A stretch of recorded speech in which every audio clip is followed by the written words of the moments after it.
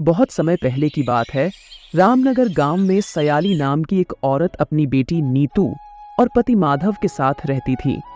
एक दुर्घटना में माधव के दोनों पैर कट चुके थे, इसीलिए अब वह कोई काम नहीं कर पाता। तभी से सयाली गांव के हर घर में जाकर सफाई का काम करती थी। एक दिन माधव शाम को अचानक उदास होने लगता है। यह देखकर सयाली और उसकी बेटी नीतू दोनों उदास होने लगते हैं। अजी क्या हुआ? आप अचानक से रो क्यों रहे हो? मुझे माफ कर देना सयाली। जिस समय मेरे परिवार को मेरी सबसे ज्यादा जरूरत है, उसी समय मैं तुम पर बोझ बनकर बैठा हुआ हूं। आज मैं चाहकर भी तुम लोगों का सहारा नहीं बन पा रहा हूं। जी, आप ऐसा क्यों सोचते हो? आप जानबूझकर तो घर में नहीं बैठे ना। अगर आपके साथ वो दुर्घटना ना होती तो आज हम इतने परेशान नहीं होते। यह सब तो किस्मत का खेल है, इसमें आप और हम कुछ नहीं कर सकते। सयाली, जब तुम गांव वालों के घर में जाकर काम करती हो तो उसे समय मुझे बहुत तकलीफ होती है कि मेरे होते हुए तुम्हें यह सफाई का काम करना पड़ रहा है। पता नहीं किस्मत ने मेरे साथ ऐसा खेल क्यों खेल है। जी, आप चिंता मत करिए, एक दिन ये सब ठीक हो जाएगा। आप आराम करिए। मैं और नीतू बाजार जा रहे हैं, हम थोड़े समय में लौट आएंगे। इतना कहकर सयाली और नीतू बाजार के लिए निकल पड़ते हैं। तभी नीतू को बाजार में एक राजमा चावल का ठेला दिखाई देता है, जिस पर बहुत ज्यादा लोगों की भीड़ लगी हुए होती है। नीतू राजमा चावल का ठेला देखकर कहती है, माँ देखिए ना, वो आदमी वहाँ राजमा चावल बेच रहा है। देखिए उसके पास कितने लोग राजमा चावल खा रहे हैं। चलो ना, हम भी खाने चलते हैं राजमा चावल। चलो ना माँ। अरे नीतू बेटा, ऐसे बाहर की कोई भी चीज नहीं खानी चाहिए, इससे पेट में दर्द भी हो सकता है। हम घर जाएंगे ना, मैं जब तुम्हें अपने हाथों से राजमा चावल बनाकर खिलाऊंगी। सच में आप घर में बनाओगे राजमा चावल? हाँ हाँ बिटिया, मैं सच में बनाऊंगी। घर चलकर राजमा चावल। दोनों माँ बेटी बाजार में चले जाते हैं। बाजार में से सयाली कुछ राशन का सामान लेती है, साथों साथ और राजमा चावल बनाने का सामान भी ले लेती है। ये सब लेने के बाद सयाली और नीतू अपने घर आने लगते हैं। घर आते ही सयाली राजमा चावल बनाने शुरू कर देती है। अरे कहाँ हो नीतू बेटा, मैंने देखो तुम्हारे लिए राजमा चावल बना दिए हैं। आओ जल्दी, हम सब मिलकर राजमा चावल खाते हैं। नीतू राजमा चावल का नाम सुनते ही दौड़े दौड़े आती है और तीनों मिलकर राजमा चावल खाने लगते हैं। अरे माँ, आपने तो बहुत बढ़िया राजमा चावल बनाए हैं। सच में आपके हाथों में तो जादू है, जादू। नीतू बिटिया, तुम्हारी माँ के हाथ में तो वह जादू है कि अगर तुम्हारी माँ अपने हाथों से चावल उबाल कर बना दे तो उसमें भी बिरयानी जैसा स्वाद आएगा। जी बस करिए ना, आप बहुत होगी तारीफ। सच में सयाली, अगर तुम मेरे जीवन में नहीं आती तो पता नहीं क्या होता।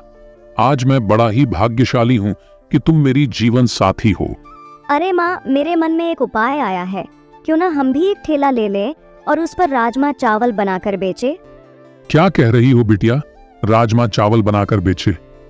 हाँ पिताजी, आज जब मैं माँ के साथ बाजार गई तो मैंने देखा कि एक आदमी ठेले पर रखकर राजमा चावल बेच रहा था और काफी सारे लोग 40-40 रुपए में वह राजमा चावल बड़े मजे से खा रहे थे। और माँ तो इतने स्वादिष्ट राजमा चावल बनाती है कि सभी लोग माँ के हाथ के राजमा चावल खाकर अपने हाथों की उंगलियां चाट जाएंगे। अरे वह नीतू बिटिया, तुम्हारा यह उपाय तो बहुत अच्छा है। अगर हमारा यह राजमा चावल का काम चल पड़ेगा तो मुझे लोगों के घरों में सफाई का काम नहीं करना पड़ेगा। वह तो सब ठीक है सयाली, लेकिन हमें बहुत से पैसों की आवश्यकता होगी और हमें एक ठेला भी लेना होगा और काफी सारा राजमा चावल का सामान भी लेना होगा। जी, आप उसकी चिंता मत करिए, मैं उन सब की व्यवस्था कर दूंगी। फिर अगले ही दिन सयाली ने अपने कुछ जोड़े हुए पैसे निकाल कर देखे तो वह सिर्फ 4000 रुपए ही थे, जिसे देखकर सयाली उदास हो गई। लेकिन तभी उसके पति माधव ने उससे कहा, अरे सयाली, इसमें उदास होने की क्या जरूरत है? किसी काम की शुरुआत कम पैसों से ही की जाती है। आप सही कह रहे हो जी, मैं इस काम की शुरुआत 4000 से ही करूंगी। अगले दिन ही सयाली और नीतू 4000 से ही राजमा चावल बनाने का सामान लेने बाजार चली गई और राजमा चावल बनाने का सामान लेने लगी। कुछ पैसों से तो सयाली ने राजमा चावल बनाने का सामान ले लिया और बचे हुए 2500 रुपए से एक पुराना ठेला ले लिया, जिसमें सयाली राजमा चावल बेचने लगी। सयाली का राजमा चावल का ठेला देखकर कुछ लोग सयाली के ठेले पर आते हैं और सयाली से कहते हैं, अरे भाभी जी, एक प्लेट राजमा चावल कितने रुपए के हैं? लगता है आपने आज ही राजमा चावल बेचने शुरू किए हैं। हाँ भैया, मैंने आज ही राजमा चावल बेचने शुरू किए हैं। राजमा चावल की एक प्लेट 30 रुपए की है। बताओ कितनी प्लेट दूं? अरे भाभी जी, 2 प्लेट राजमा चावल लगा दीजिए। सयाली उन लोगों को 2 प्लेट राजमा चावल देती है और वह लोग राजमा चावल खाकर उंगलियां चाटते रह जाते हैं और सयाली से कहते हैं, अरे वह भाभी जी, क्या राजमा चावल बनाए हैं आपने? तो मौज कर दी। मैंने तो अपनी जिंदगी में ऐसे राजमा चावल खाए ही नहीं। भाभी जी, कल मैं शहर गया हुआ था। वहां मैंने एक ढाबे पर राजमा चावल खाए। वहां 100 रुपए प्लेट राजमा चावल थे और वह भी ऐसे कि एक निवाला खाते ही मेरे मुंह का टेस्ट बिगड़ गया।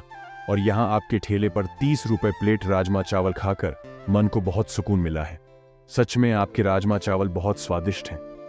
अच्छा, धन्यवाद भैया। इतना कहकर वहां से वे दोनों लोग चले जाते हैं और आज सयाली का बहुत ही अच्छा काम चला था।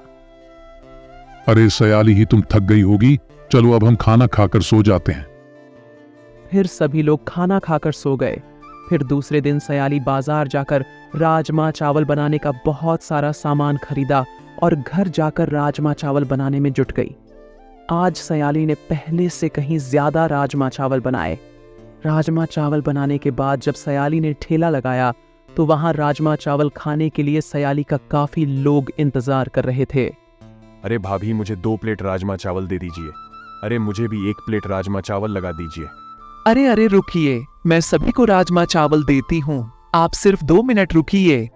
देखते ही देखते कई दिन गुजर जाते हैं और अब सयाली के पास इतने पैसे इकट्ठे हो जाते हैं कि वह एक राजमा चावल का ढाबा भी खोल लेती है।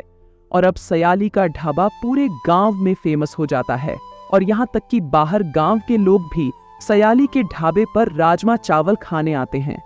इसी तरह गरीब सयाली अपने काम में इतनी आगे बढ़ जाती है कि अब उसके परिवार की सारी समस्या दूर हो जाती है।